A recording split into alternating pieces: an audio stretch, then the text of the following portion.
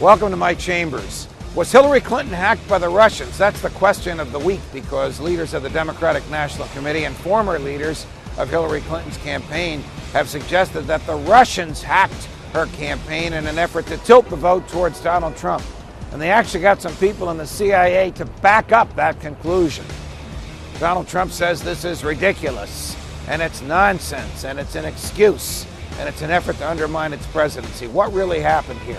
Well, we know that there were a lot of leaks during the campaign. We know that somebody on the inside, or somebody with access to the inside of Mrs. Clinton's emails, was leaking these things to WikiLeaks, which published 49,000 of these emails.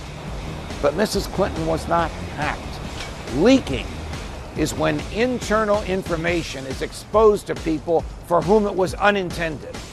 Hacking is when someone remotely gets into a computer operating system and alters it by taking money out of a bank account, or removing names from an address book, or changing voting tallies on a ballot.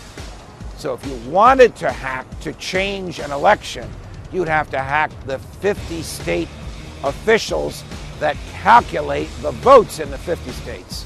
Mrs. Clinton was not hacked. Were the Russians involved? Well, the CIA says yes, the FBI says no. They both looked at the exact same data.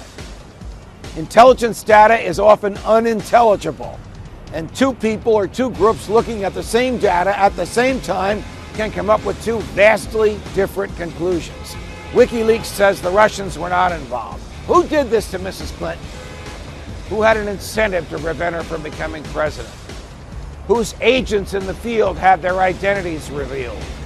Whose undercover operatives in the Middle East, who risk their lives every day, had their names, faces, and locations revealed by the careless and reckless manner with which Mrs. Clinton safeguarded state secrets?